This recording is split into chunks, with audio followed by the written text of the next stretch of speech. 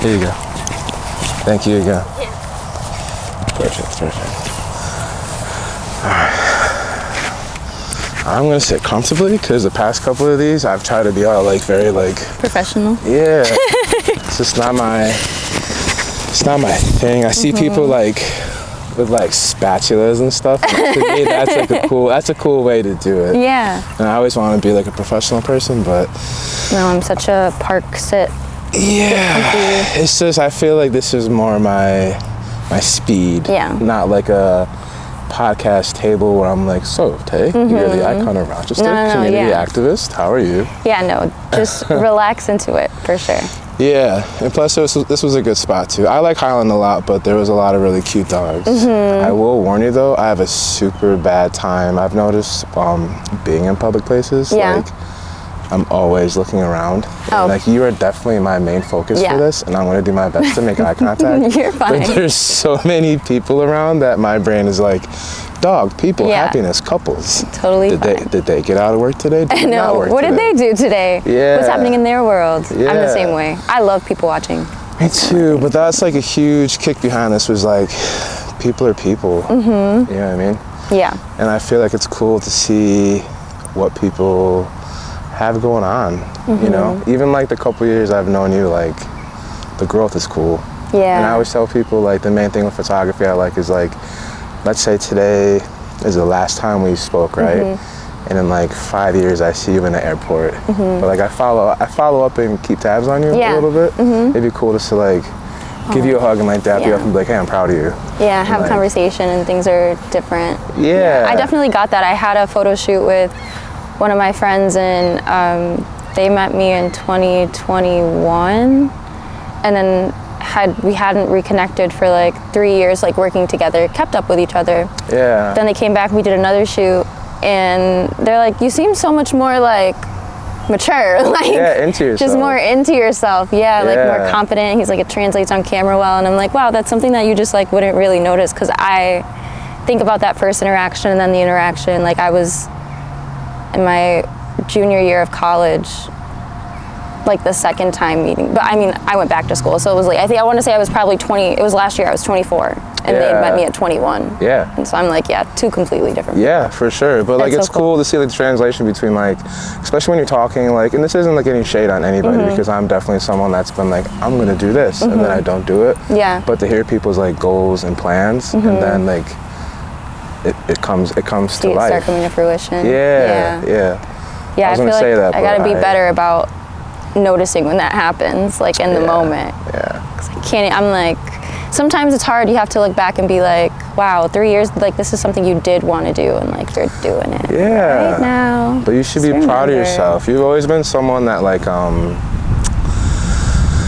I even talked to like my girlfriend about you. Like just like you always have like, and like the same thing I said to Aaliyah the other day, like you have like a really cool mind. Thank and, like, you. It's very like, it's very, not like comforting, but it's very like a forward motion thinking progress and like what's next, but like making it happen, even if it's small steps, but like making it happen.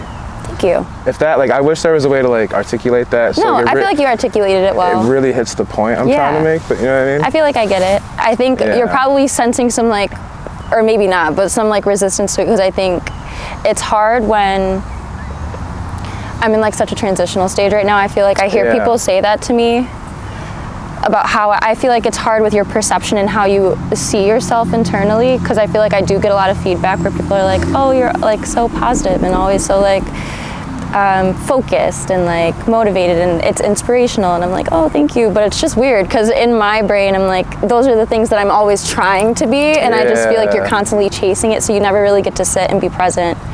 And the idea that like, oh, maybe you are that, like where you are, like this is enough, or not even enough, but you go home and you're like, what do I do? Yeah, I get that. I feel like we're just hard on ourselves too. For sure. And I'm not trying to be like as creative people, but as people that want to do well for ourselves, but we also want to do right by other people. It's like that extra level of not stress, but pressure of how do I succeed so my peers can also reap the benefits, and like constantly thinking of ways to like plug in people and like what you guys have going on.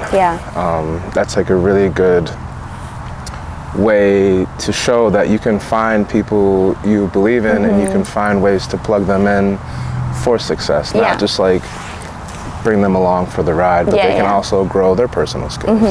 Yeah, everybody has a thing, and I think that as long as you can find a way to platform people, like, that's important. I love that too. It's like, because someone's always in need of something, so it's like, if the more you know, so it's like, if I know somebody that's like really good at this one thing that would like really make your vision come to life, like, oh, clue them in, and like hopefully you guys can work well together. And it's just like, then you just get a bunch of projects and ideas and people realizing that they can make things happen, and then, you know, those big dreams don't seem so far away because you're doing a bunch of little things with all these people to make it happen. Do you tend to, I'm not gonna say it feels weird, but like, to say like the few years I've known you, I feel like you've always had like short-term goals that build up to long-term goals, right? Do you feel like you're more, how do I say this? Like, are you very like an action person? Like, you make like an action list and you chop, and then the results just kind of happen after said tasks are done? Or do you kind of strategically have a plan to get to road B after leaving A? I think that I'm more of a, like a big goal and small tasks to get to the big goal person. Yeah. But I think it really depends on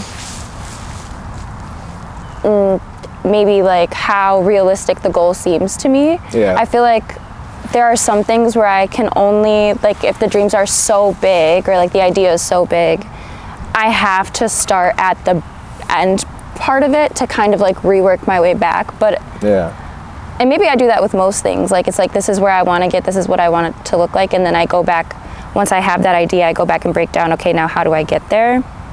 And do research to figure it out. And then I feel like from then on, I'm pretty task oriented. Like, these are the small things, but I need people to keep me on task. Because I'm like I'm an ideas girl. Like, there's all these ideas and all these plans, and I will really sit and plan something out and then forget about it because I have another idea that came up. And then it's really like just whatever conveniently works out for the moment. Like, if someone is like, oh, I'm looking to do this, and I'm like, oh, I have this idea, and we execute it, then that's usually when it happens. But there are so many things that I'm like, damn, I really should have just stayed focused and on that. It's really hard separating. I have a really bad habit of having like a bunch of shoot ideas I want to do. And this is something I always tell myself to stop doing, but I always have a ton of shoot ideas I want to do. So then I'll either reach out to people, or like the waterfall thing today, right? So then I'll have something like that and people will be interested, and then I'll have like 4 more ideas, and I like stretch myself really thin, and I'm like, I can really do this. But then in the meantime, I'm pissing people off with like, I'm not delivering on time, or like I had a situation today where somebody got very upset that I ghosted them, and I really truly didn't mean to. It just a lot happens. going on, Or even like the second time we shot, where I completely just disappeared off the face of the planet, like health things or life happens, where like you literally can't control it. You can't maneuver. There's no way to move forward, and the next thing you know, you built these relationships you were looking forward to, and then you are the reason you're kind of like knocking them down. But at the same time, it's like, without ideas, there's no follow through. Without follow through, and I think that as creatives, like, I think that people that are working in this like field or industry or whatever you want to call it, I think we all kind of understand that, because we all kind of go through the same things, or it's 100%. Like, I'll have ideas, I might message a couple people like in the moment when I'm really excited about it, and then it might be like 3 weeks and they circle back and I realize like, damn, I really don't have the capacity to do this to the extent of, or even the interest, like I've lost interest, or a lot of the time for me it's the capacity. Like, I realize like, oh, that is a project, and then I'm kind of I'm a perfectionist. Hard to say. I'm a perfectionist. If I wasn't bald, I would do one with you. And so it's hard for me to execute things, I think, without knowing or having every single thing planned out in a way that I'm like, I can definitely do this. It's hard for me to get into a go with the flow, I think, when it comes to execution. because I don't like wasting people's time. So I feel like I can't have too many pieces that I'm up in the air about before I come. Like, I need to have most of the details figured out before I approach somebody. Yeah. And so sometimes I get excited and I'm like, it's like a friend of mine or someone that I know would like just be down to do it. And I'm like texting them like 12:30 in the middle of the night, like, hey, I have this idea. Like, I would really love for you to work on it. And they're like, yeah. And then it's been like 3 projects later and we see each other and they're like, so what's going on with that project? And I'm like, that project is locked up. Yeah. She's sleeping.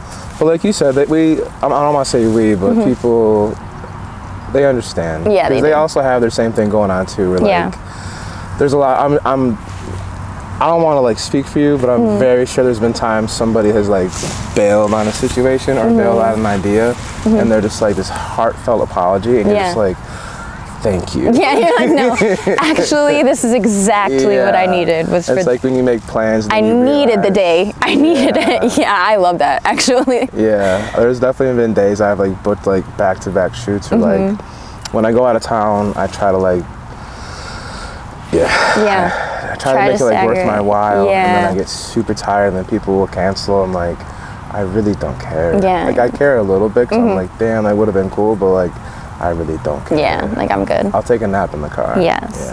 Yeah. Big on naps in the car. Love that. Yeah. Yeah, I'm the same way. I love a little break, because I also do the same thing. I overbook myself, especially in times of like when I'm going through something, like my creativity or like doing things like this is like my thing. Like, it just brings me calm. So I feel like I get really overbooked, and then I'm like, so when something falls through, I'm like, that's my sign to rest. Like, today you just needed to relax into it. Do you feel like you're someone that not changes with the seasons, but like there's seasons of Tay?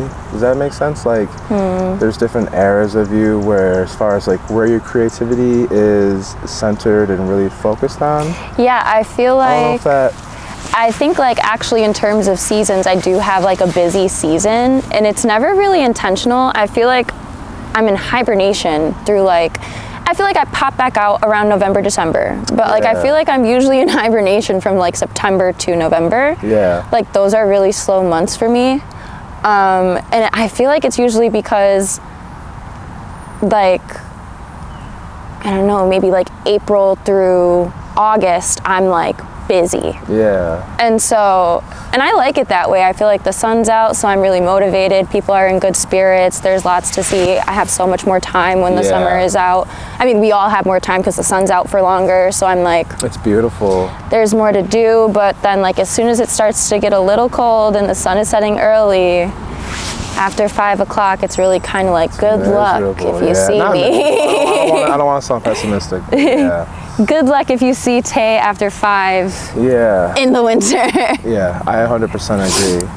So it's very difficult, especially like in, not even just like Rochester, but like New York in general. Really, it sucks driving. Motivated, it really sucks driving. Yeah. I really like shooting in the wintertime. I like going on walks in the winter. No, I don't like going on walks. I like going on walks with my daughter in the wintertime. But even that is like, I gotta bundle up, and like, I'm very lazy. So it's a whole task. Like, even going to the store is like, fuck. I think I would enjoy it more if I felt like I had more to look at in the winter. Yeah. Like, I think I like being out in the summertime because things just look so, like, I could probably sit and just stare at this forever. Yeah. Or like, I'll go sit at Java's and just like sit outside and watch the lights under the Eastman building and watch the students like trickle between, or like families and couples. Like, I'll just sit out there for hours and hours. I always wonder what they're gonna do with their lives. Yeah, like what's happening, what's going on. There's so much hope, and like, not to be like, the older you get, the more hope dies, but like, they're like in their prime. Yeah, you get to see people in their different phases too. Yeah. And I'm kind of nosy. I'm a bit of an eavesdropper, so I feel like, me too. I hear conversations and I'm like, oh, so interesting, or like, my favorite part of these mics is sometimes people forget they're on, and then I like get back home and I'm like, ooh. Like, oh, you hear them like what they were saying, like, yes, what's tea? Yeah. But yeah, I like phone calls or be in the coffee shop. No, but I mean, I think it's like human nature.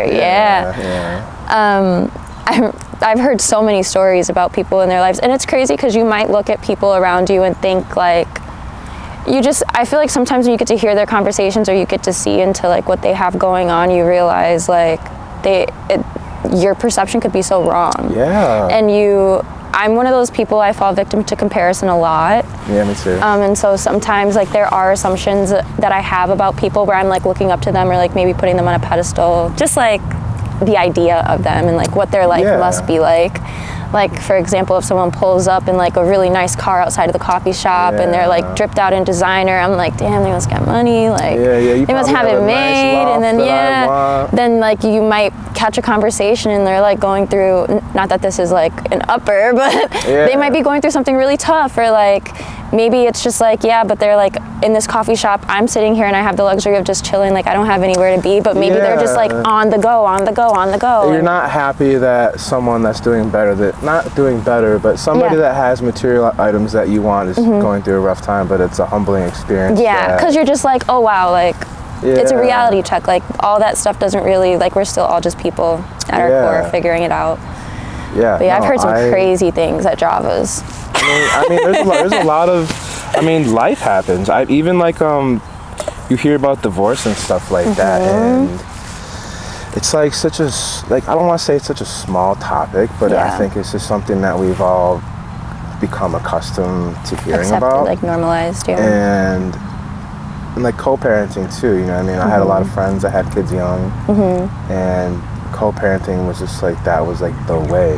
Yeah. And now that I have a daughter, like the thought of not seeing her every day is just like, I know I should be like, I'm a man, I'm strong, but like I really don't know if I could mentally handle knowing she's like somewhere besides next to me. Yeah. And like knowing she's happy, like I'm happy she's happy, but I don't want to be there. Yeah, and need that. And I think that's like, I think that's beautiful. I do think that we've definitely become detached a little bit from like what some of those experiences really feel like. What the terms are, like what they actually, what it feels like to go through it. I feel like people get so distanced from the experiences, either the longer it's been since they've gone through it, or like maybe they've never gone through it, or like maybe it's been a while since they've been around someone who's going through something. But we talk about all of these like hard things, I think, on a day-to-day with such like nonchalant, objective attitude, and we try to act like we're so all-knowing, but like a lot of that shit is tough. Like there was a lady, it's just in my mind, I don't know why, I feel like something's telling me to share it, so I will. I was in a coffee shop and there was a woman that was in there, and she was on her like a first date, I think, and I was just listening to all of the things that she was sharing with this guy, and she's like, like me and my husband, we were together for this many years, we divorced, we've got this many kids, and I mean this has to, like, it's the first date, because why else are we having like this introductory kind of conversation? She's like, here's my list. I'm big into religion, like she's like, this is like the kind of partner. She's like asking him all these questions. She's asking him when he wants to have kids, how many kids he has. And I remember sitting there in the moment and being like, this is a way too intimate of a conversation for the coffee shop. I know way too much about your life, but then also just hearing kind of like her experience, and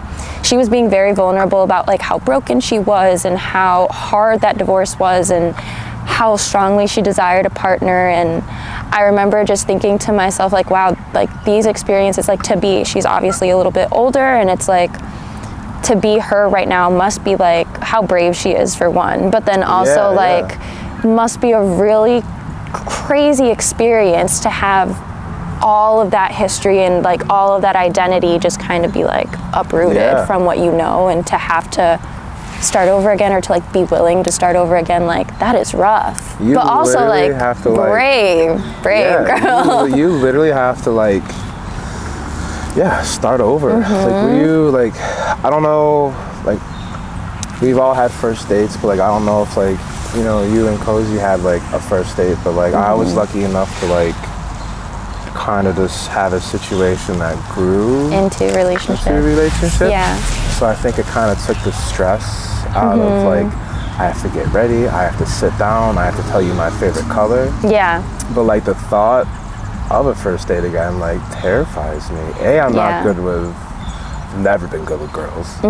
B, I'm such a weird person. And like I don't think like in a weird way, like I don't think I walk into like a room and I don't think like I walk into like Wegmans and people are like, watch out for him.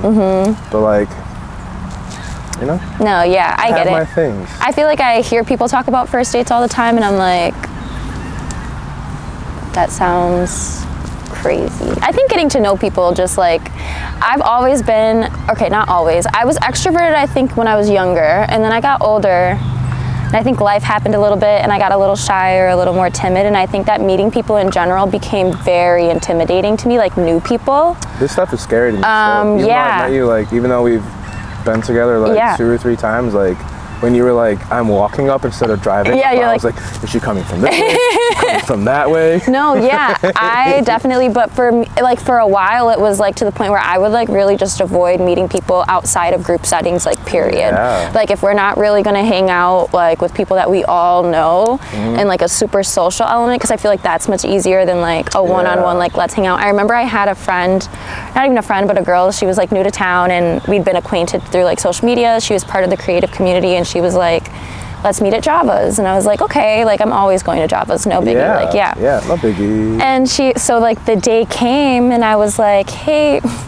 girl, no, hey girl, I'm like actually really tired, like just not up. And I remember just being like, I literally don't know what we would talk about, like, we probably had so much to connect on, but I think it was just the idea of like having to know what to ask and what to say and how to be social, and like the idea of being perceived was just very overwhelming.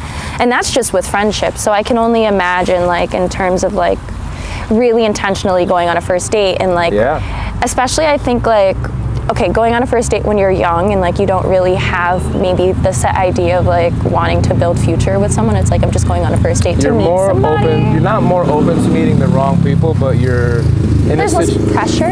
Yeah, especially like the older you get, like the more you learn about yourself, like the more you're like, it's so easy for me to be like, fuck this right now. So like the thought of like, I know like, and this isn't a good trait of mine, but like even like messaging people, like inquiring about shooting or just anything in general, like it's very easy for me to have like an off-putting feeling. That's something I know I need to work on, but at the same time, it's like, this is my social time. Like this is what I enjoy. Like when I shoot with people, like I don't like want to be awkward or uncomfortable. Yeah, I'm not walking up, like, again, I want to be professional, but I'm not walking up with these contracts and asking people for thousands of dollars. Like, I thoroughly enjoy meeting people, but with that comes, after this, I'm immediately going home. And I'm going to be with my family. Now that I have my own family, like, I have 2 priorities, like, my goals and them. Their goals, so, like, I remember, like, that was like 2 years ago maybe, I tried like, this is gonna sound really sad, but like I really tried like hanging out with somebody again for the first time, and it just did not feel good at all. I can't even blame you, because I did the same thing. I actually finally there was a girl that I'd met, we like knew of each other, and our partners at the time both were like friends. And so we were like, well, they're friends, like it makes sense. We should hang out. She's a few years younger than me and we did hang out, but I remember it was just like, it just did not also, like, we clicked, but then it just wasn't like, it didn't feel natural or organic, I guess, to me. So I was like kind of taken aback. And then at that point I was like, well, maybe I just can't make friends anymore. Like, this is not when you were little and you just walked up to someone like, do you want to be my best friend? Like, that's not a thing anymore. But I think for a long time I was so like, sorry, not to cut you off. No, please. I was so wanting to make friends that I feel like I was putting so much weight on the idea of it that when it came down to doing it, like the pressure just was really intense, because I recognized that was a major area in my life that I really needed to like grow in. As far as having friends? The reason you feeling you needed to have friends? No, like having friends, I realized that the need to have friends was like very important to me, to build my own like social circle and like support group, like people that I could rely on. Like I knew that I wanted, like, the friendships that I was hoping to curate, they were high stakes for me. So I felt like I was going into every situation with that in the back of my mind. Like, I really hope this is like a great friendship. And I feel like the thing is, you realize a lot of those really meaningful friendships end up being like surprises. Like, you're just like, oh, I didn't even really know that this would turn into that. There are people you like don't necessarily walk into it with the expectation of walking out with. Not that things should be transactional. Yeah.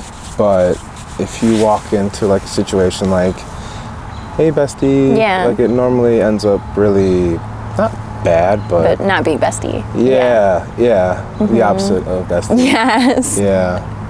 Yeah, I feel like that's what I'm starting to learn now. Like, you kind of just have to let things happen, and honestly, like, the key, I think, to figuring that out, because I feel like I was also I was desiring friendship so much that it was mostly because I felt like I needed someone to like support me. I feel like right now I'm in a stage of transition where it's like, you actually don't, I mean, you do need support, don't get me wrong, but you can be like, but you don't need to have, it's like not outgrowing friends, but like when you really hang out with a bunch of people, and then you realize you're all just there because you have nothing going on, not because you have goals and aspirations, but like you're all just lost together, and there's nothing wrong with that, but there does have to be movement to kind of break that ice. I think also the more firm you are in your own identity, like the more your community kind of gravitates towards you. And so I think that those things just start to happen organically. But I think everyone goes through their trial and errors. I think 100%. It's just part of growing up. You're like, you lose friends, you make friends, you try to make new friends, you can't make new friends, and then somewhere along the lines you just meet like one or two solid people that end up being locked in for life, and then we're all good. So manifesting that energy. I like have a really hard time maintaining friendships, but I also feel like I go a little crazy sometimes, and not like I go crazy, but I get super hyper focused and fixated on what I'm doing. And like, I remember like when I first started photography, I was really like, this is fun. But then I seen like a style of photography I wanted to do, and I was like, how do I do this? And really that was around the time like I met you, where like I was trying, every shoot was different. I was trying all these different lights. I was buying all these lights, I was trying all these styles. Like I remember there was like a pattern change, and I remember like having you like, you were up against like the wall, and I was like, you're fine, but I'm gonna change out all like the, you know what I mean? Just, I was really hyper focused on finding what really worked. And then I remember one day just like looking up and being like, where is everybody? But I was just so focused on finding what I needed without realizing like, technique will get me there. And sometimes you do need to step away. So I agree. I feel like, I think that right now I have such a new perspective on like the work I'm doing and like the community that I'm growing. And it's really cool what you guys are doing. I think community is super important. I'm someone personally that has, especially the past like year, I've been very like, I need to find people that I align with as far as like my personal vision, because I can't do it alone, just because it's super expensive. Renting studios, the logistics behind renting studios, the ideas, like I'm constantly lugging lights around. When I go to New York City or I go to these places, like I'm taking like, I mean, I can use the exercise, but like I'm lugging all this equipment up like, 6 flights of stairs. And then I have to sit down and be like, everything's cool. We're all good. We made it. And even just like, just ideas and stuff too. Because sometimes it takes that one person to be like, that's not it. Like, don't, not like in a negative way, but sometimes it really takes someone that you trust to be like, no. For you to understand why it doesn't make sense. Like you don't have to do that. Or just a better suggestion. So like, I think it's really cool the fact that you all found each other. And like I was saying yesterday, like I don't want to keep referring to her. No, you're good. Just because this is our my conversation. Partner. We're locked in, But like, I really think you guys are gonna like, on top of like completing whatever goals you guys actually have set for you, like you're really gonna impact a lot more people than you probably realize. Yeah. Just because there are a lot of people out there. Mm-hmm. Like, I'm only one person, and I'm like, this is really cool. Thank you. And that's just, there's people that you probably don't even know about that are like, wow, this is possible, or like, maybe I can be a part of it. And then even if they start their own thing or something like that. How can I do it? And I think that was like always the goal, at least for me. Like, that was always the goal for me, because I think the big reason why I wanted to be involved, or why I've always kind of done things with like a community focus, or like always wanted to wrap people into what I'm doing, is because growing up, I feel like I didn't realize that I have always had like these big dreams. Like growing up, Taylor wanted to be a famous singer. Like that's what I wanted to be. And low-key, me too. Remember being like talking to my mom and my grandma, and this is no shade to them. I don't know why they were being so realistic with me at 9 years old, but they were. And I remember like, but I also feel like they just really wanted me to focus. Like maybe it was intentional, I'm not sure. But I used to ask them like, do you think I can go on American Idol and win? And their answer would never be like, sure, yes, absolutely. It would always be like, well, I don't know. You gotta work hard. But like, your mom also recently graduated college, right? Yeah, she did. So congratulations to her. Yeah, but with that being said, like she probably, same thing with, you know, my mother, like she went through some shit. Yeah, she's like, girl, listen, you're talking about American Idol, like I'm gonna tell you. She's worried about how to get me to school because I live too far for a bus and she doesn't have a car. She's like, girl, I don't want to talk about American Idol. And if I don't go to school, CPS is coming, you know what I mean? Yeah, so it's just solid. Shit happens. Yeah, but I feel like that, so I used to think, and then like, okay, so I wanted to be a singer. I used to ask them questions, like dreaming big, wanting to win American Idol, wanting to be a star. But people, like celebrities and singers and like famous people to me seem so unreal. Like iconic, the idea of them. I mean, I grew up in like early 2000s magazine culture. Like you were not seeing like celebrities surveilled 24/7 unless it was paparazzi and you bought a People magazine. So these people didn't seem like real people to me. And so the idea of doing what they didn't seem like a real thing that I could do for the longest time.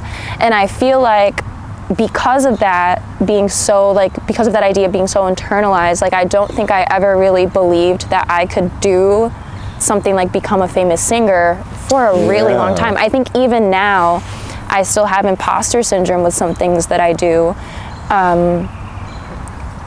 I mean, I know I do great work. I know I'm a part of like an amazing community, but I think that the idea of like, you know, the house on the hill and like maybe one day being a millionaire and like, or like even not even being a millionaire, but like financial stability, like being comfortable, like those things sometimes still seem very unattainable. And I feel like the only way to really counteract that narrative is to build community and like put yourself in rooms with people that are also working towards that same goal. I always say to people, I think that with Rochester specifically and in a lot of like underserved communities, inner city communities, we get this narrative and this idea that it's all about competition and that there's only like one chance. Like you're like, there's 1% of you, one person in this room. I remember I used to hear teachers say it all the time, like people who wanted to be football players or basketball players or singers or artists. They're like, maybe one of you in here will get to do that, but you need to have a plan B. And they would always say that.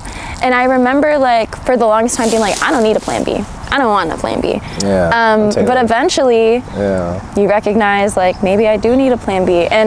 But I think that idea of the competition is like when somebody in your classroom does do something that you wanted to do, or somebody in your peer group is doing something you want to do, instead of being excited like, oh, like they might get to teach us something new, or like, what can I ask them? How can I learn from them? Instead, you're like immediately turned off because it's like, damn, there goes my one chance. There goes the one opportunity. And it's really discouraging. I don't know if it's like that for a lot of people, but I know that it was like that for me. No, that definitely makes a lot of sense. And so that's why community became my biggest thing, because I'm just like, actually those people, I've met so many people that have been in like New York Fashion Week and they've performed or worked with like one of my friends, Ishmael did a song for YSL, like their ad during Paris Fashion Week. That's cool. There are just so many, like, I've met photographers here that have worked with like big famous people and like gone on tours and all this stuff, and I'm like, they still come back here and like when you talk, they're just people and they want to talk to you and they want to tell you about those experiences. And it's like, if you can get yourself in community with them, you'll learn something. If you care enough, you start realizing like you're putting yourself a little bit in their reality, and you're like, oh, well, that can be like my reality too. And then you get like the freedom to kind of tailor that to how you want that to look. So really, I think that's what you understand, that it's real. Like it can actually happen. Especially like when you read about these people. Like I'm really big on like mainly with music, you know, not so much with like photographers, because I feel like their work is kind of what draws me into the first place. But a lot of times in music, if I really get like I'll be a fan of people, but before I really get invested with like an artist, like a new artist, like I'll watch their interviews and I'll see how they kind of like conduct themselves, and like not to be that person, but like I don't personally want to support somebody that is like super, not derogatory, but just has like really toxic views. Yeah. Because one of the reasons it's just it really like everything you do really does matter. Yeah. And like one of the biggest reasons I stopped even shooting videos and started doing photography was like I'm shooting videos that promote violence in a community that I don't live in. At the end of the day, like I collect my money and then I go home. Yeah. And the song is released that's dissing people that live 2 streets over, and I don't have to deal with those consequences. And like it got to a point where like I didn't feel good about that. Yeah. So it's like you really start paying attention to how what you're doing impacts every people, step. Like really, it's like a ripple, like a really big ripple effect. Yeah. Like, not to be like tsunamis, but like I think tsunamis. You know, it may not be like the best analogy, but like one small thing, can really just wipe great things out. Yeah, I think I'm learning that too, like creatively, interpersonally. Like I think I've always, like I said, I'm a perfectionist. This year I've really had to take a look at myself and realize like you got to give yourself some room to like make mistakes, but then also like in making mistakes, when you make those mistakes, like having to hold yourself accountable and kind of sit with like the feelings that come with that, and then recognizing like, all right, well, how can I create change to like, you know, get back on track? Or even being involved in a community, what are like some individual goals that you have, whether it's involved in Rochester fashion or just you as a whole? Yeah. Again, like I've always viewed you as like I've talked about this with my girlfriend a lot, about how I feel like I get very invested with people. There's a few people I work with that like really like I get invested in like watching what they do. Yeah. And that may sound super creepy. No, it doesn't. Weird, it's like, very kind. It's really cool watching people like evolve as not just people but creatives, and like making the steps to see. Making the steps to like when they, you know, when you're talking about who you want to be, not just what you want to be, but like how you want to be handling yourself, and like you get to that point, and it shows perseverance. Yeah, I think like a personal goal for me is to be more. I think to have more faith in like myself. Like I think to just keep doing the things that I like. That I want to do and prove to myself that I can do them. Yeah. And then in turn, like, I show other people that they can too. Like, I feel like it keeps coming back to that. But for me personally, like, I think that's like my main focus right now is to just really lock in and like, you know, fight the self-doubt, because I just feel like there are so many amazing ideas and so many things that I like really want to do. Like I want to travel. I want to leave a lasting impact on our community for sure. I want people to remember, like whether I'm here or not, that there was once like a group of super cool creative people in Rochester that like put something together, and they all would like come together. Like even if it's just like, I don't know, like I think about my mom, and like this is a different angle. It's not the creative community, but like when she talks about when she was my age and she would like go out to certain bars and like certain people that she remembers, and like when they see each other now, she's like, yeah, he used to be out with me like every weekend, or like we used to see each other all the time in passing. And like there are just like stories, and for us we're just lucky that it's not nightlife, but it ends up being like the creative scene. Like, older people are really cool. Yeah, like we'll get older, we'll have kids, and like I don't know, like 10 years from now, I mean, Aaliyah and I will probably still be friends, but say we weren't, like we might see each other in Wegmans or something, and I tell my kid, like, oh, that used to be like one of my partners, and like, you know that, like, you know that fashion show that goes on every year, like we're not doing it anymore, but someone else is doing something just like that, and like leaving something like that here for people to look to and be like, wow. You really don't know like where people, like, I've always been big on like telling people they can do it, and I've never told, because I know like how much I've held back just out of like insecurity, whether it be meeting people or photography, and like I don't mean to keep like referring back to, I mean there's a camera in front of me, but like I don't mean to keep referring back to like photography, but it really, like, I can't express to people, even to myself sometimes, like how much it has helped me internally.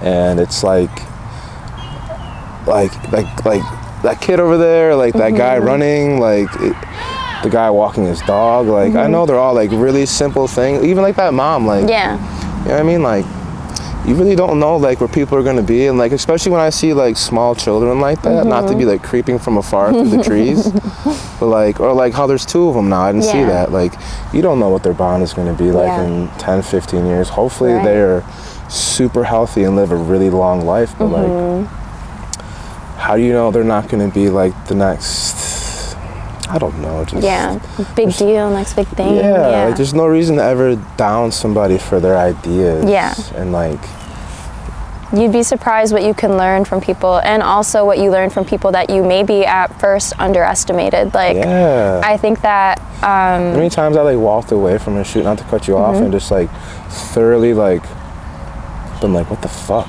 And like just sat there for like literally hours and just thought about it. And like honestly, this is like, I tell people this too, like, do you know who TY is?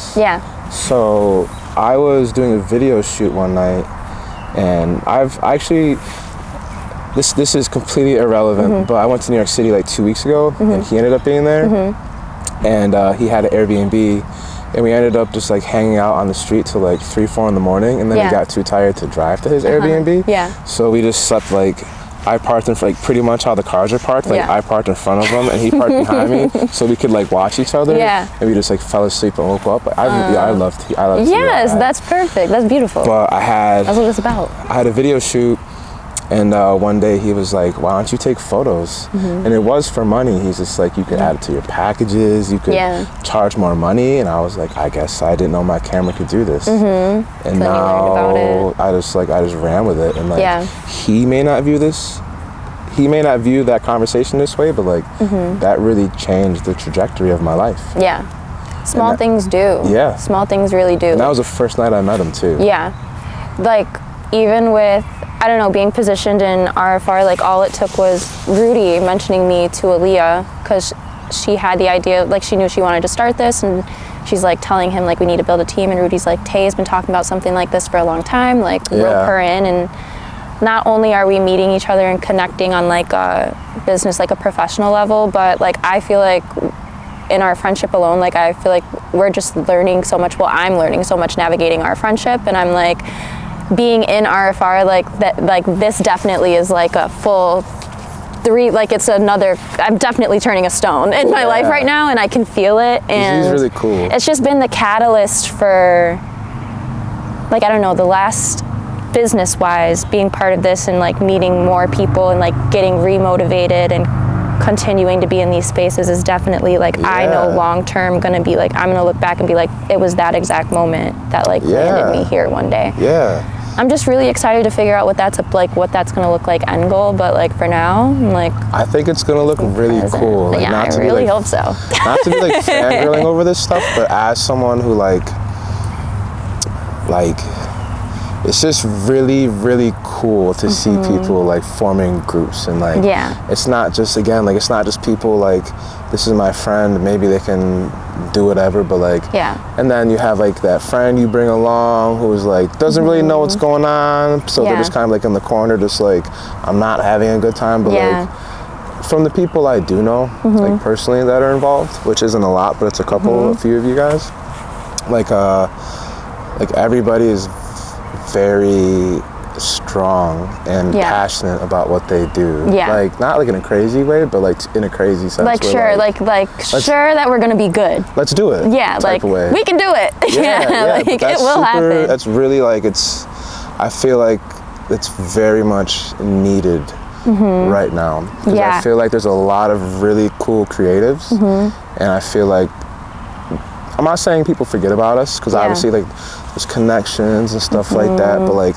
name dropping only goes so far, who your friend knows only goes so far. So like when you really like, you walk into the door with more than just like one idea, and it's like a group of people, like I feel like that alone shows like the seriousness and like the magnitude of how serious you are. It definitely makes an impact. I think that each of us alone have a very strong community behind us, like people that we connect to, people that care about what we have going on, like, and I feel like it's also been very carefully curated, at least over the course of the last 5 years for all of us.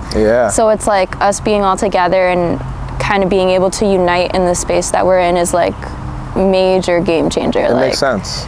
It's like I don't know, it's the ticket, like it's really it. And I feel like I've just been really lucky, like, to be in community with people that have been building me up for so long, like being part of Swinkos for so long, and like them making sure like we've always prioritized making sure we're all always growing. And do you feel like being involved with that kind of helped you not navigate people, but like kind of navigate how different people work together, like in a great... I think that being part of Swinkos humbled me.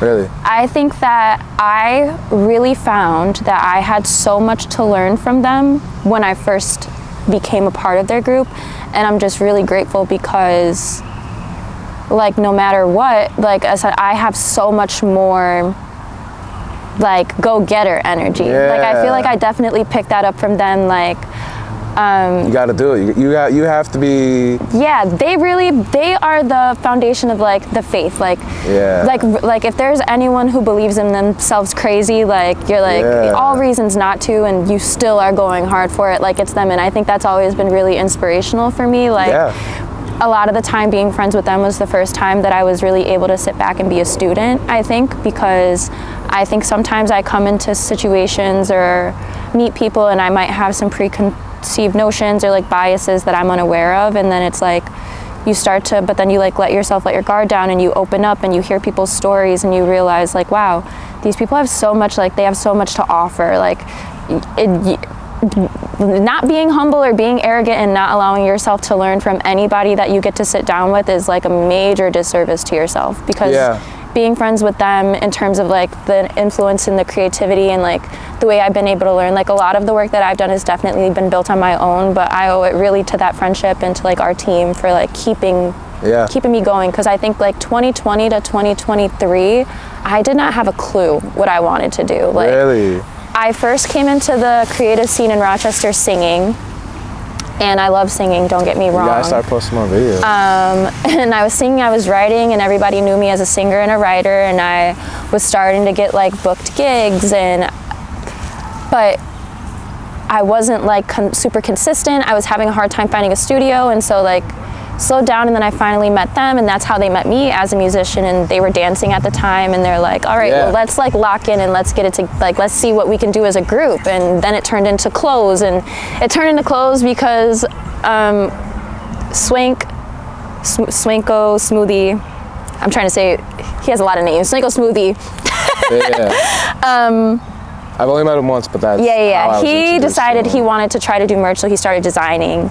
He brought that to the team, and then that took off because they already had such a strong community because they're from the city of Rochester. Like, so they have like a ton of reach and a ton of friends. They know people, and they really know people. Like, these are our people. So people were so on board and willing to support, and then they started going and being out, and I kind of came in as like the support for that team. And along the way, I think in doing that, I stopped really focusing in on music because of the hardships that I was having. But then I also was in school, and I was going to school for social work, and I realized that, like, you know, music is my passion. I love my music, but I'm so gatekeepy and protective of my music because a lot of the time, like singing and writing, and that's so personal to me. It's like, it's all that I have. So I realized like, oh, maybe I don't necessarily want to make that my thing right now. Do you still make music on the side, like I still make music here and there, but I feel like I lean more into writing and singing when I'm going through something. I've always been like that. Like my music is way better when I've got something going on. And honestly, for those couple of years, like I was really happy. So I was having a really hard time writing anything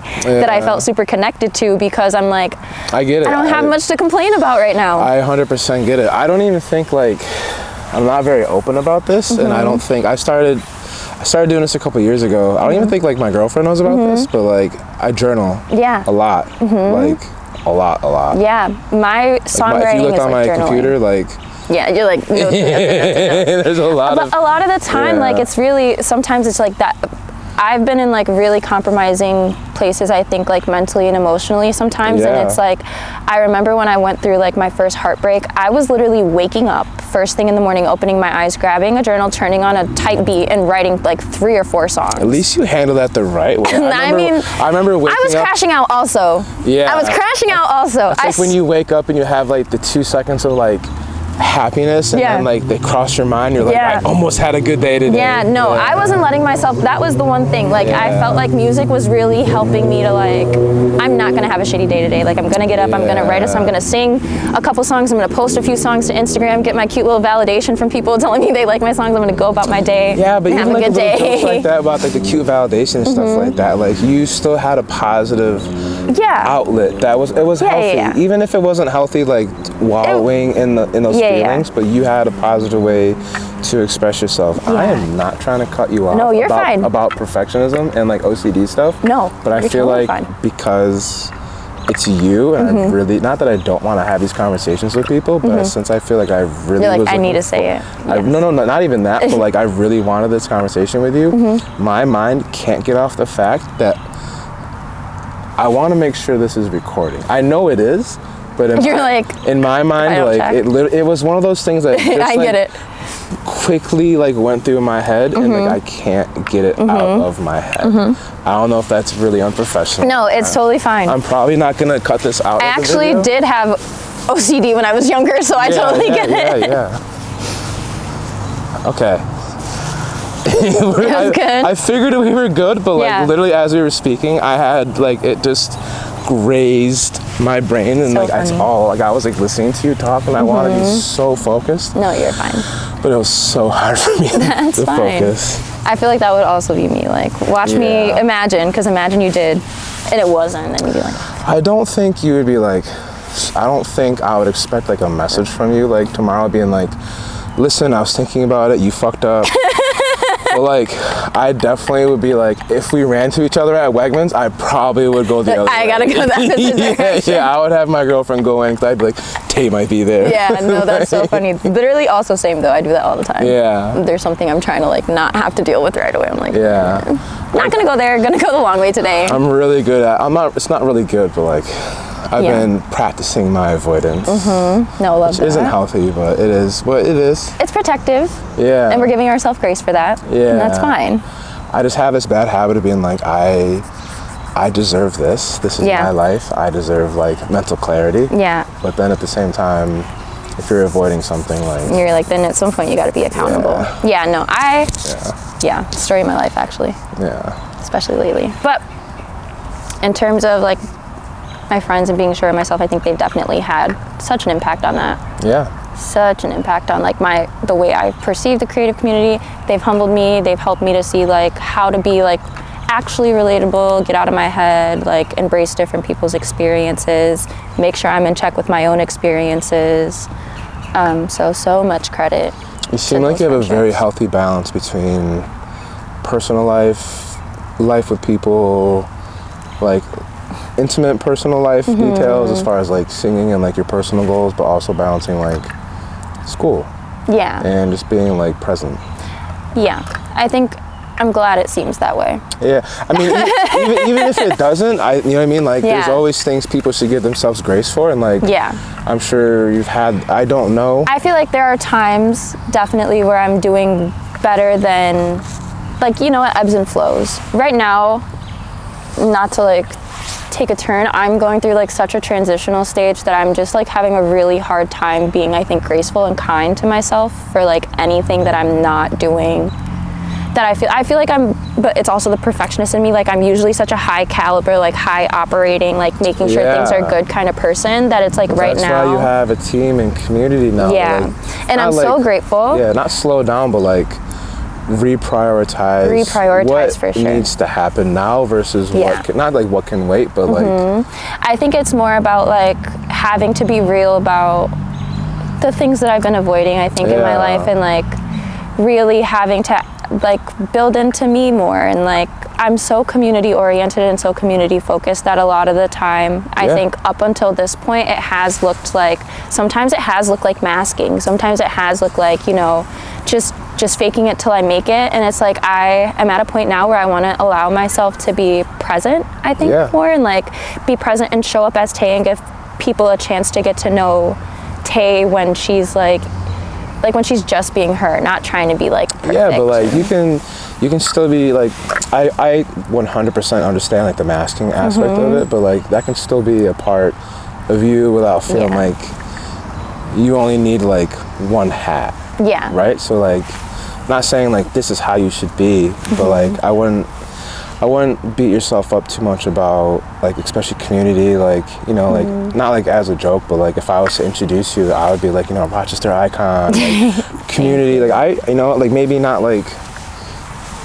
I don't know like the interpersonals of your life, but I would view you as someone who's very big on like activism within like the Rochester community. Yeah. So it's just like, just because, not to get too political, but we about to go outside and get active. I seen the post, yeah. The 14th, right? Yeah.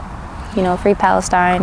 I feel like a lot of people forget that it's not just like not like a local thing, but it's not like, just because something is happening here, I think a lot of times people forget that it bleeds out.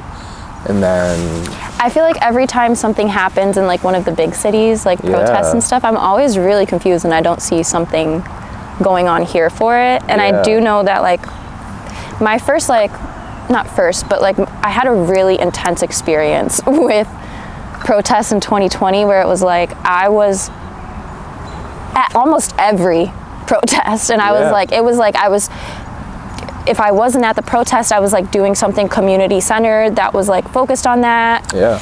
I was in school, and it was like I was so defeated that I feel like, so now when I see that things aren't happening, I say that because in my brain I was like, well, girl, if you don't see it happening, then do it. But then I'm like, also there's like, it's such a like, you know, even preservation, like, I always say like self-preservation is very radical in this kind of world and like this society. But even like that story you posted, I think yesterday, the only reason I remember this is because I also drove under the same underpass, but like those two old people that had like the fascism sign, like it wasn't a huge party. I think it was, I counted, granted we were driving on the highway, but like I counted maybe 3 people. Yeah, and but they're up there. Yeah. Yeah, and so that matters. Like, something may not be like happening, but it's happening. And people care, and that's the thing. It's like people are having conversation about it. People are worried. People are like, you know, affected. We all know somebody that's affected by what's going on right now in our government. And it's like, also that's another thing. It's like super hard to be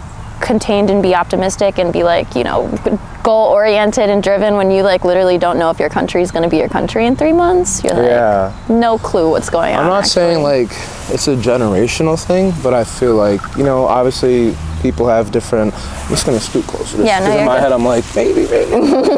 But I feel like a lot of people,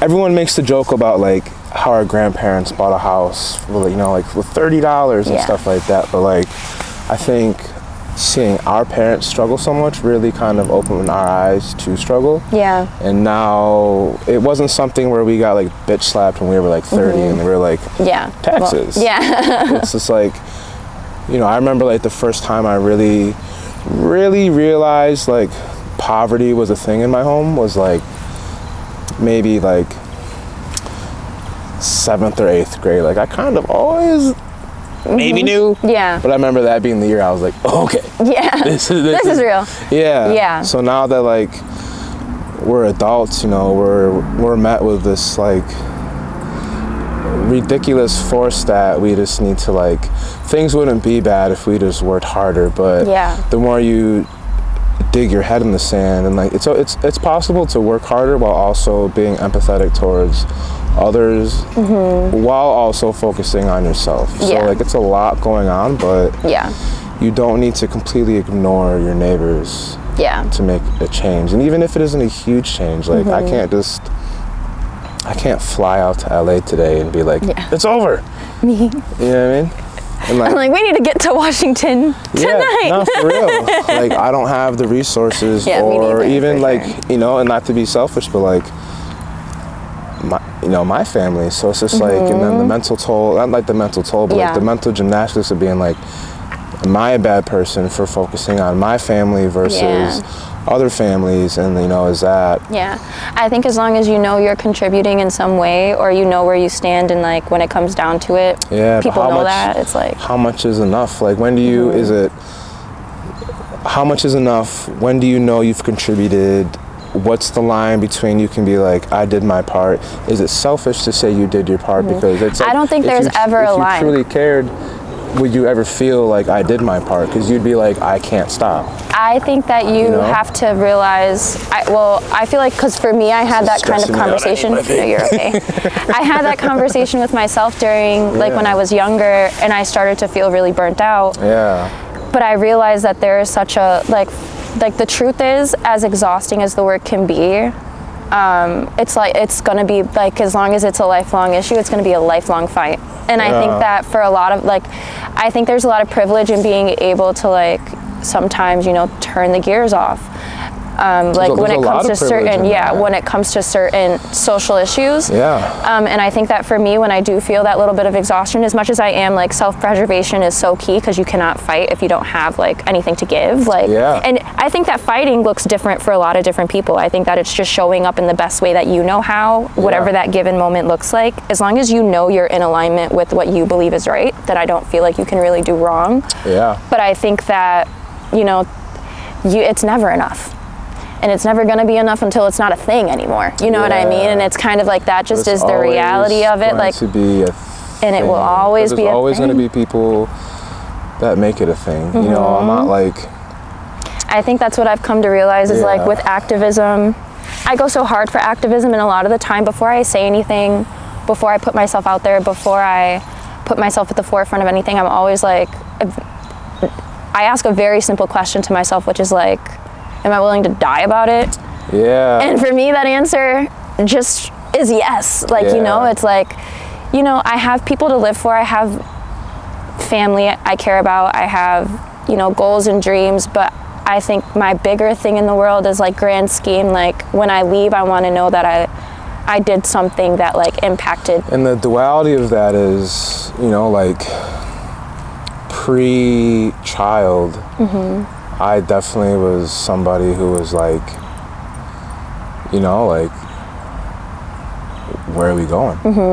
Like, I'm not to be like, I know I'm very quiet and reserved, but like anybody that like has seen me like out when things were like, and I'm not saying I am such, like, I hate saying this, but I'm not like a masculine dude. Like, I don't go home and watch war movies and stuff like that. But like, you know what I mean? Like, if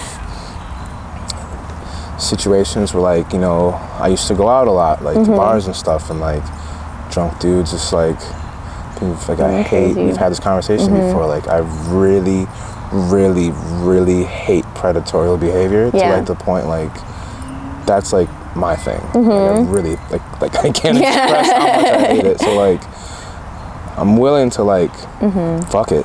Like, let's you know, crash out. But now with a child, it's like there's so many things I just like. Not saying it's like taking away my ego, but like I really don't care what happens to me as long as she's okay. And like, I don't know if it's like a fucked up feeling, but like, that is my main priority right now. I think that it's also, you want to help in a way, but it's like, I think it's also knowing like what you're contributing. I think that having a child to ground you is like a different ball game. I think that. But is it an excuse? Is it like, you know what I mean? Actually like, don't think so. I think, like I said, there's privilege in it, of course, because some people don't get to make that choice. Yeah. But I think that ultimately, like, I think if I was a parent, I'm not, never have been, but if I was, I think that in my brain I would be the same way, and I would also be like, I know that what I'm building into my child though is like, if my goal is like, if my goal is like to make an impact on this world and like to leave the world with something, like this is, my baby is my thing. Like, you know, whatever I can give to her, hopefully whatever I teach her, she takes that and then she leaves a huge impact, and like that just, I mean, that's legacy, that just keeps going and going. Yeah. So I think that that's like the best way, I feel like that's how I would think about it. Yeah. You don't always have to be like out front and center at the protest.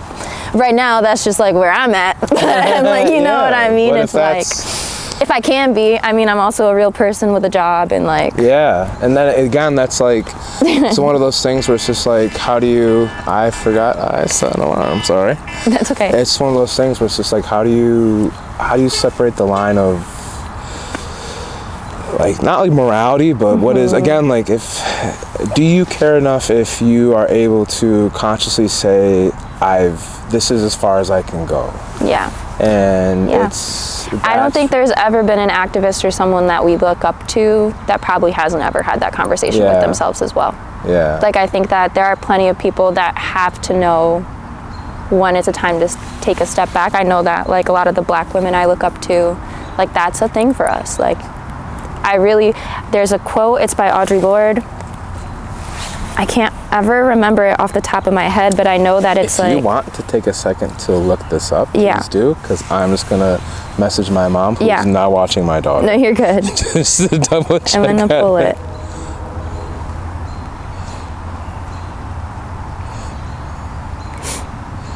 Where is she?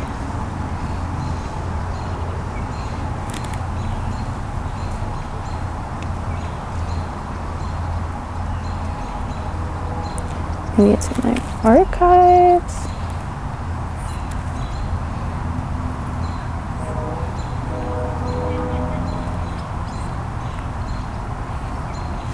Cool.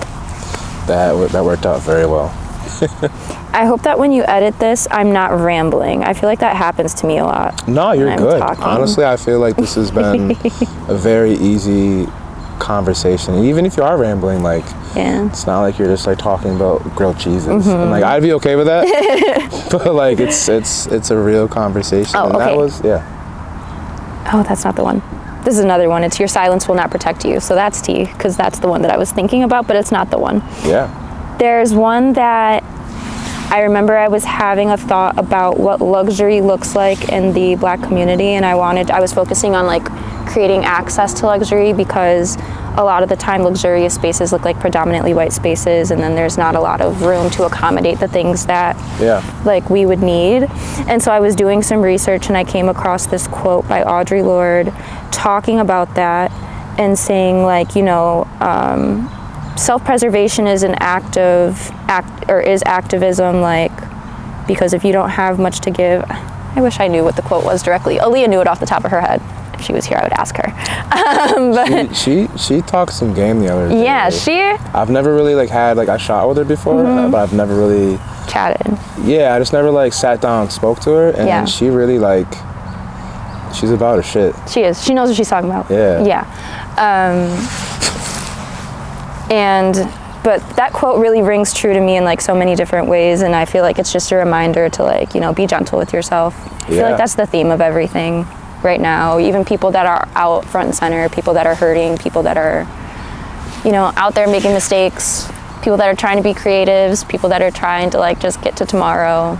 I think a lot of like real life situations, I'm not saying like I need to see this because it's super fucked up that it's happening, but I think it's something that happens to us a lot where it's hard for us to, these little flies, it's hard for us to like kind of regather our thoughts and really be grateful for what we have in life. Yeah. And specifically, I remember this like one, it wasn't even an interaction, but I remember I was driving down,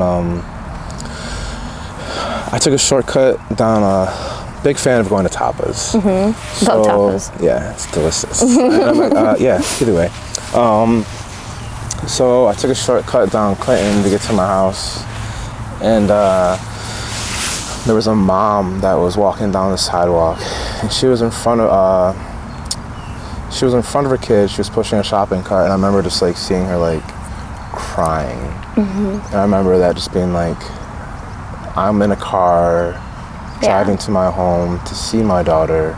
Yeah. And this lady is on the street crying, and her kid is behind her and has no idea that, maybe has an idea, but I was assuming the mom was in front because she didn't want her kid to see her crying. Yeah, people are going through. So I feel like that when I'm like in cars and I see people driving next to me and they're crying in their cars. Yeah. I'm like, damn. Like, what really just happened right now? I'm like, somebody really had a bad day. Not like a bad day, but like you really had something like life happened, and like it sucks, but like the world doesn't care, and like, which is why community is important. Super important, super important. And I feel like a lot of people, you know, you want to be strong, and like it took me a long time.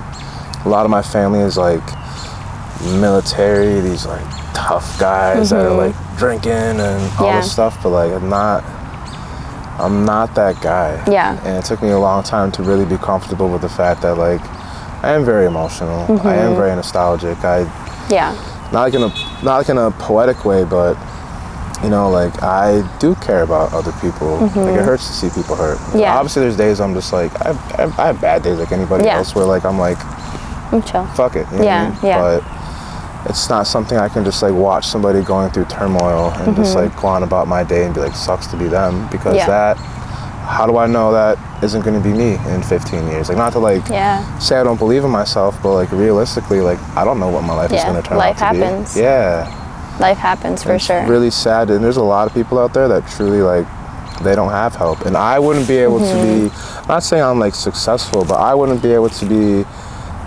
in the comfortable position I'm in now if it wasn't for the fact that I did have resources. Maybe not like the best resources. I'm not saying my parents are like loaded and this and that, but like no, same. You know, my mom would come pick me up, or like when we were saving for a house, like my mom was like, you guys can live in my basement, and like same.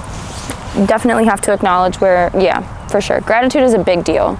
I feel like it's hard, at least personally too, to remember to be grateful, like you said. I may not have had like this wild upbringing where I was on yachts and golf courses, but like I always had a roof, and like my mom always made sure I was like, she always made sure I was good. You know what I mean? I think it's tough too that like it's hard to really get into being grateful when you're having good days too. Like, you know, like, well, I guess when you're having a good day you might be grateful inherently, but like I think I get upset that like the bad things around us are what reminds us to be grateful sometimes. It's like, I really wish, or I want to get to a point where it's like that, those kinds of things resonate with me regardless. I think that's why people keep gratitude journals. I think it's like human nature to like not focus, but I think we're like wired to like remember the bad things. Well, people always say you learn the most in your failure. And I think that if you're a person that really wants to learn and be great, like you probably do focus on the failure so you can find the lesson and rework and rewire and then be better. I also like to think that there's so much good going on that the bad stuff is just what we remember because it doesn't happen as much. You know? I'm just trying to like, I don't know, definitely a lot of brain reworking and like recentering and growing up that's happening in my world about just how to be grateful, how to be a good person. How to continue to give, how to take care of yourself. I found the quote, it says, caring for myself is not self-indulgence, it's an act. It is self-preservation, and that is an act of political warfare. Self-preservation, it's true. True in a lot of ways. I feel like that's the era I'm in. Good. It's the era I'm in for sure. I mean, even if it's just like keep fighting, even if it's for your dreams, your goals, other people, like I feel a lot of people are not scared, but not to be like they're scared of their own potential, but like when you really dive into something you care about, like I really, you'd be surprised how lost in it you get. You know what I mean? I've had to really fall back and like, luckily my partner is, she's good with dealing with me when I'm getting grouchy, you know what I mean? But like there's a lot of times she'll call me out on like, I have really bad cases of tunnel vision, and she'll have to like, remind you. You need to chill. And I'll be like, what do you mean I need to chill? But then I look around and like, I don't know why I would be sleeping at 7:30 p.m. But like, you know, like I really, like I look around and I'm like, what happened? Yeah. And you know, she's right. But I just let everything kind of like fall apart. But this one thing I got correct, but like the 30 things that I've worked on previously are just now falling apart. We learn though. Yeah. We learn. Yeah. We do. We do. Well, what else I feel like, honestly, how long do you think we've been talking for? I don't know, maybe 45. An hour and 20. An hour 20? Hour 20. Sheesh. Yeah. I'm a yapper. No, I really am. It's an easy conversation. I need things like that though, because I'm a very like again, quiet and I'm introverted. And it's like, I like learning about people, and then I also have like a hard time. Yeah, I'm finding it more like I would have figured it would have been busier earlier when we sat here, but now more people are coming. So I'm noticing I'm having a harder time like. Yeah, they come more towards sunset. They get excited. Everyone starts walking over the city. around. Yeah. How's your Men's Mental Health Month been? Good. Pretty good. That's good. Yeah. Again, I have a good support system. That's good. I fight it, but I have a good support system. But that's part of men's mental health, right? Yeah, you know? It is. I have a lot of I have good friends that I'm capable of opening up to, and as aggravated as I get about like coming home and like she's like, "How's your day?" But like, I'm also grateful that like I have someone's checking for that. Yeah, that's good. Yeah. Again, I fight it a lot, but so I'm like, I'm a guy, I'm good, but like. Feels good to break down once in a while. Not break down, but like to be able to. Yeah. Even if you like, you know, maybe you don't break down, but I think a lot of it has to do too is I've been traveling a lot, and like leaving my daughter has been very difficult for me. So I'll have like little breakdowns in the car when I'm like driving somewhere, but like I was. Especially at night if I'm like sleeping in the car. Yeah. Because I'm really big on saving money. Yeah. And if I'm alone, like. You're like, I want my daughter. Yeah. Yeah. I get that. I don't care about tough. a hotel room. Yeah. And those are the nights I'm like. It's tough. Really thinking about everything. And I really just want to make sure she's good. Yeah. And then I see her. And then she like laughs or smiles or something. And then it's just like, I really need to figure this shit out. Yeah. Yeah. I feel like a good support system is key. I've been talking to people about like Men's Mental Health Month, and like I feel like I've been hearing a lot of feedback. I've been talking to different men about Men's Mental Health Month. Yeah. And seeing like rightfully so. What that looks like for them, like at work and at home, and I feel like a lot of it's being vulnerable. Learning, I feel like a lot of even with my personal immediate peer group, I feel like a lot of it is still like we're men.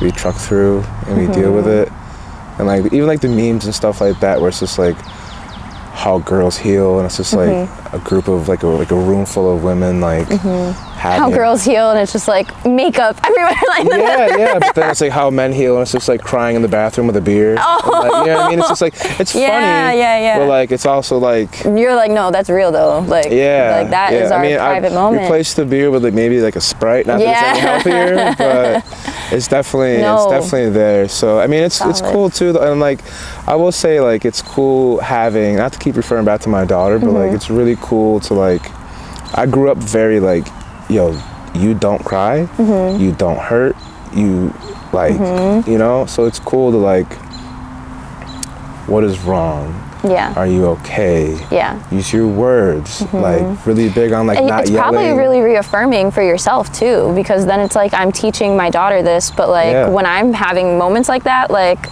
oh, I can kind of reparent my own brain. You need to live by example. I can't tell her to do X, Y, Z, and then next thing you know, she hears me like smashing my head into the wall because I stubbed my toe. Yeah, you know what I mean? Like, so, big feelings, Dad. Yeah, big feelings. Yeah, not for real though. You know, so like it's cool. I feel like every year is a different season, and like it's really good for learning. Yeah. And like I've been really like sentimental lately, which is probably why like I see things. Not to like go back to what you guys are doing, but like I see things you guys are doing, or just projects in general people are working on, and like it's more than just like a project. It's like it's really cool to see like people growing and really believing in themselves. Yeah. Because it's not corny to believe in yourself. It's not corny to like try, it's not corny, it's none of that. You know that Tyler the Creator video where he's like, I hear people saying like they're too cool to promote themselves, like post your shit, like no, like why aren't you posting it? You're supposed to be your number one fan, like post your stuff. And I'm definitely not like a victim to that, but like there's so many times I get caught up and like I'm really, like you mentioned earlier, I'm really bad at comparing myself, and but then I have days where I'm like, no one in the city is shooting what I shoot. Yeah. And then I have to like humble myself and realize like I draw inspiration from people. So like I can't have that attitude if I'm drawing inspiration from other people. But you know. Well, you're definitely a staple. Definitely a staple. I feel like I self-sabotage a lot. No. Yeah. Well, maybe, but I mean, regardless, whatever you're doing has been working this far. You know what I mean? So it's like, keep doing that. Same with definitely you guys. Super important to my journey. Like, definitely part of my creative community. Like, you're in my network for sure. Yeah, you're one of my favorite people I've shot, and I'm not just saying that because we're like having a conversation. I'm like, let me get this on camera. But like generally, like one of my favorite people to, I feel like every time I've met with you, we've always, even like the first time we shot, I think we had like a pretty long being maybe like 20 minutes or something like that, but like an actual conversation that was more than just like, what do you like to eat? You know what I mean? Yeah, I'm happy for the people, but like I said, I'm a yapper, and the conversation is seldom surface level.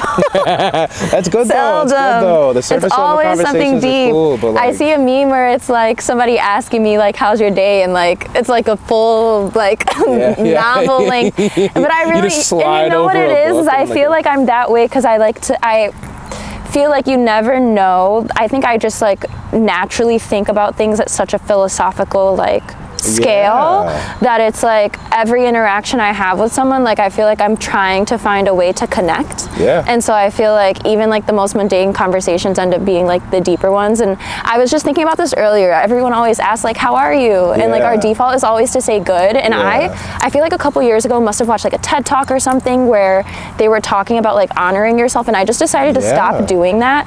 So when people are like, how are you? Like, I mean, sometimes I still am like, I'm okay. But I really usually will be like, like, how much time do we might not have to get into it, but I'm not gonna lie to you about how I'm doing, because I feel like you just kind of sabotage yourself from being able to have community. Not lying. But like I've been very so something I struggle with my relationship, which was my partner, my friends. I think I'm a little too blunt with my feelings. Like if I don't feel a way towards something, you're like, I can't fake it. That's all I got. I'll be dead quiet during a serious topic, and it's just like I can't. Like, but in a sense too, a big thing for me was like the word love, right? People come up to you, they hug you, I love you. And like I've had so many, not like so many issues, but so many interactions where it's offended people that I don't say I love you back. But my thing is like if I get to that point and like once I say it, like I want you to like really know I mean it. Not that I view myself on this pedestal, but like if you are everyone's entitled to their life. Everyone's entitled to their space and their safe space and their opinions, right? I'm a big fan of, freedom of speech. I'm also a big fan of there comes consequences with that, right? Okay, So like when people say I love you, I'm not gonna tell you I love you.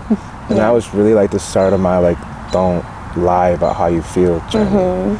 And it's definitely caused some problems, but like I feel better. Because my stories are consistent, my feelings are consistent. Like and you're better informed for it. Like, you know what I mean? I think that for me, like things like that, I'm one of those people that I'm like, the way I conceptualize love is like I really do love, so like I come across people, love to me looks so different, I think, and I've just learned that. And I think also it's like but like you said, words are weighted, and I think that there is consequence to words. I'm starting to learn that, I think, a little bit more. They carry much more meaning than we give them credit for most of the time. When we talk about speaking things into existence, like I really not to like sound like a hippie or like. No, for sure. I'm all on frequencies and energies. Like, she is listening. For real though. Like I truly. We're sitting on her. My shoes are off. Like I feel bad. Like I'm like sweating on her. I'm like I got up and came back and I was like, you can tell I was sitting there. Yeah, you don't have to worry. Yeah. Get hippie. It really like. Energetic with it. I love that. It really it does matter. It does matter. How you speak to people, how you treat people, like. I don't want to be this angry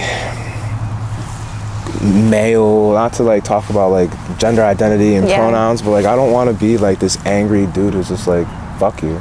Yeah. It doesn't feel good. It doesn't do me any justice being rude to people. Like when I speak to people, like most of the time how you're a rambler, like a lot of the times like I'm just sitting there listening. Yeah. And people are like, are you okay? Like, I'm fine. I'm just I'm learning about you. You've been talking this whole time. Yeah. I've literally not only have I not had a chance to speak, but I haven't really wanted to speak because your body language, your mannerisms, you know, I have dead giveaways. Like I'm always looking around and I have a bad problem with eye contact. So like, I'm an anxious person. Yeah. You know what I mean? Like so it's just like and like your eyes light up and you like have the giveaways where you like lean down when you're about to say something that you're really passionate about. Yeah. So it's just like little gives like that. Like you don't notice those if you're That's so observant. I feel like I want to get better. Well, I could be better at that, I think. I feel like I'm always around people that are like more like that. But like back to our initial conversation, like I'm a fucking weirdo. So, like, you know what I mean? Like I really try to have these relationships with people and then sometimes I just realize like they probably don't want me in their home. But you know what I think is that I think that people like that are more observant have more of like a need to and not to speak for you, but like I think that what I notice about people like that is like they have experiences where they need to be a little bit more self-protective. Yeah. And granted, I have too, but I think my default is always like, my friends always make fun of me and they're like, I think you just live in this fairy tale world where you think everything is good. And I feel like so maybe, and that is probably because I think like as much as I was raised on survival, I was really raised on like love and the idea, like even though we went without, it's just the idea of like treat people the way you want to be treated and like, this empathy thing. But going without materialistic items and going without like, I think people, from my experience, right, people coincide poverty with bad home lives and bad this, but like that's not how my mom was. Yeah. That's not how I was raised, right? Yeah. So like me being, I may not have had a full Christmas tree or a Christmas tree around the holidays, but like she was there. Yeah. And like I had the day with her. I didn't like come downstairs to like hate. I didn't come downstairs to like anger. Maybe there was like a sense of sadness some holidays when they were worse than others, but like I never felt lost at those times. So like that's like my love language isn't like gift giving because I wasn't raised with like lots of gifts. My love language is time. I always say. So it's just like mine is words of affirmation. But that's because my family's always been big on treat people how you want to be treated. I think my family inherently like taught me like in order to be a good person, you're good to people. And I mean, there's a lot of different complexes that came from that, but I think like the best one about it is like when I do meet people, as naive as it can be, I just have like such a hopeful sense about the interaction with them. I feel like the reason I can't really focus in on like certain things that they do or like I'm not super observant a lot of the time is because I'm just so excited to like give them as much of me as I can and then receive them as well. How do you handle confrontation? I feel like I like to be direct about it. I would prefer to have conversations. That's also because I'm an anxious attachment person, so I'm like, I need to know that things are okay. So I'm like, I'd rather we talk about it than like pretend like nothing's happening. But I think I have a little bit more discernment with that now. Like, it's very much me. I will not address the subject for like a day or two, but not because I don't want to pretend it's not happening, but like I want to be thorough about the approach, understanding and like that, and but like I want to understand how I feel. Okay. I don't want to lash out because at, you know, at the end of the day, like we get emotional, and I don't have like a temper, but like I get aggravated when I'm taken out of my peace. So I have to be. I'm not saying like put me in a room and like leave me alone for 2 days. Yeah. But like if there's really something that needs to be discussed, like I want to be sure about it. Yeah. Because I don't want to say anything hurtful, anything I regret, anything. I don't want to come back in 2 days and be like, I didn't mean it, because I'm also a big believer in if you said it, you really did mean it. Yeah. I think right now what I'm learning is that like I'm still on my journey towards like some sort of like emotional maturity. I think like in conflict I try to be, I'm more of I'd rather have the conversation person. I try to be direct. I think I could do better at like making sure I'm understanding my own feelings before approaching the conversation. I feel like I am very much like a present time feeler. I like to communicate things when I'm in them, because I feel like that's when I can communicate what I'm feeling the clearest. I think like when I take a step back, I'm so like analytical that it's like, and my brain never settles on one narrative. So I feel like the more